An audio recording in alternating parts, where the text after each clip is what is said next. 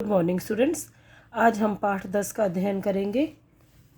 पाठ 10 भालू का घर की आज रीडिंग करेंगे, हम पढ़ेंगे इस पाठ को। तो आइए शुरू करते हैं। एक था भालू, हर बार बरसात के मौसम में उसे भीगने से जुकाम हो जाता। बरसात से बचने के लिए किसी गुफा में रहना उसे पसंद नहीं था। एक बार भालू ने सोचा क्यों न अपना एक घर बना लूं, जंगल का सबसे अच्छा घर। Next para. भालू ने बरसात से पहले अपना एक घर बना लिया। वह घर सचमुच सुंदर था। उसे बड़ी मेहनत से उसे बनाया था। भालू रोज जानवरों को बुला बुला कर अपना घर दिखाता था, क्योंकि उसने नया घर बनाया था। उसे बड़ा शौक था कि उसके दोस्त आएं और उसके घर को देखें, इसलिए रोज जानवरों को बुला बुला कर अपना घर दिखाता था। सबसे पहले उसका घर देखने के लिए उसके कई भालू दोस्त आए। सबने कहा, वाह भालू भाई जिंदाबाद। Next para. दूसरे दिन भालू ने गिलहरियों को और तीसरे दिन खरगोशों को अपने घर बुलाया। वे आकर उसके घर के कोने कोने में दौड़े। उनके मुंह से निकला वाह। चौथे दिन भालू ने बंदर को बुलाया। बंदर को वह घर इतना पसंद आया कि वह खंबे पर चढ़कर सो गया। बाद में भालू को उसे जगाकर बाहर पेड़ पर भेजना पड़ा। मतलब भालू को भी उसका घर बहुत अच्छा लगा। पांचवें दिन उसने डे बाय डे बुलाया ना, एक एक दिन करके सबको बुलाया, क्योंकि घर छोटा था, ज़्यादा बड़ा नहीं था, इसलिए उसने थोड़े थोड़े जानवरों को बुलाया। पांचवें दिन उसने मुर्गियों को बुलाया। पांचवें दिन मुर्गियों का एक झुंड आया। झुंड मतलब दल, मतलब जिसमें थोड़े से लोग होते हैं उसको हम झुंड बोलते हैं। मुर्गियाँ पूरे घर में कुड़ कुड़ करते हुए घूमी। उन्होंने भी भालू के घर की तारीफ की। तारीफ मतलब प्रशंसा की। छठे दिन शेर का बच्चा अपने भाइयों के साथ आया। भालू को थोड़ा डर लगा, पर शेर के बच्चे ने उसे कुछ नहीं कहा। सातवें दिन बिल्ली मौसी अपनी बुआ के साथ आई। दोनों ने पूरा घर घूम घूम कर देखा। बुआ बोली, बेटा घर तो अच्छा है, पर तुमने दूध या मछली से हमारी खातिर नहीं की। खातिर मतलब कोई आता है तो हम उनकी आवभगत करते हैं, नहीं की। ऐसा करते तो हमें और अच्छा लगता।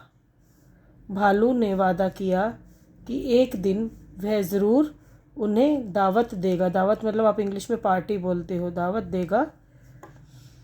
आठवें दिन भालू के घर के रोशनदान से कुछ चिड़ियाँ भीतर आई। वे सभी भालू का घर देखकर खुश थी। नौवें दिन लोमड़ी आई। भालू ने उसे नहीं बुलाया था। लोमड़ी तो अपने आप आ गई थी, भालू ने लोमड़ी को नहीं बुलाया था, वह खुद चली आई थी, वह अपने आप आ गई थी। भालू ने उसे प्रेम से बिठाया। प्रेम से मतलब प्यार से उसे बिठाया। भालू का सुंदर घर देखकर लोमड़ी को अच्छा नहीं लगा। जो लोमड़ी है उसको ये लगा कि भालू ने तो इतना सुंदर घर बना लिया है, उसको अच्छा नहीं लगा, मतलब वो खुश नहीं हुई। वह बोली, भाई घर के मामले में हाथी से ज़्यादा कोई नहीं जानता। ज़रा हाथी से भी पूछ कर देखो, तभी मैं मानूंगी। बंदर और गिलहरियों जैसे जानवर घर के बारे में क्या जाने। अब जो लोमड़ी है वो ज़्यादा चतुर थी, ज़्यादा चालाक थी, तो उसने हाथी को बुलाने के लिए उसको बढ़ावा दिया कि तुम हाथी को भी बुलाओ। सबसे अपने घर की प्रशंसा यानी कि तारीफ सुनकर भालू घमंडी हो गया, उसको प्राउड हो गया, उसको अकड़ आ गई कि मेरा घर तो सबसे सुंदर है।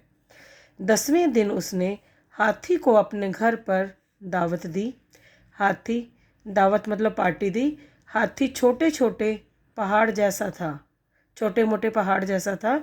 हाथी सावधानी से घर के भीतर घुसा।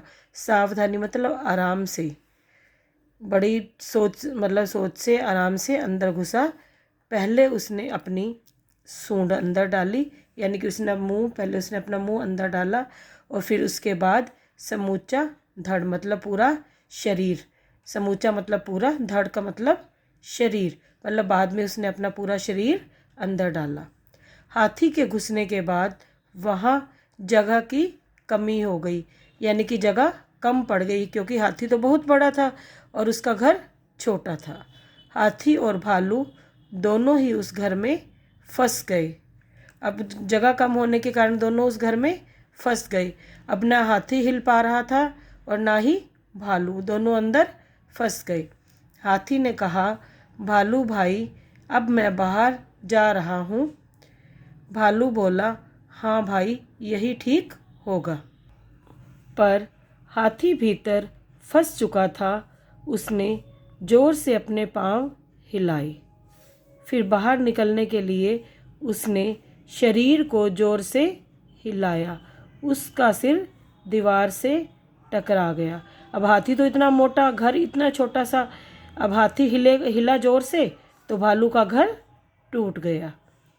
वह हाथी की पीठ पर छाते जैसा तन गया। ये देखो पिक्चर में क्या है, भालू का घर हाथी की पीठ पे ऐसे लग रहा था जैसे उसने छाता लिया हुआ हो। हाथी ने शर्मा कर कहा, हाथी को अब शर्म आ गई और बोला, तुमने मुझे खुद बुलाया था, इसमें मेरी गलती नहीं है। अपनी मूर्खता पर भालू बहुत दुखी हुआ, यानी कि अपनी बेवकूफ़ी पर, मूर्खता मतलब बेवकूफ़ी पर भालू को बहुत दुख हुआ। हाथी अपनी पीठ पर भालू का घर लेकर चला गया। देखो हाथी की पीठ पर भालू का घर है, अब ये उतरा ही नहीं होगा, तो भालू उनका घर हाथी अपनी पीठ पर लेकर चला गया। आज हमने पाठ 10 को पढ़ा है, तो आपने भी इनको आप सबने एक बार इस पाठ को दोबारा से पढ़ना है और बुक एक्सरसाइज को सॉल्व करने की कोशिश करनी है।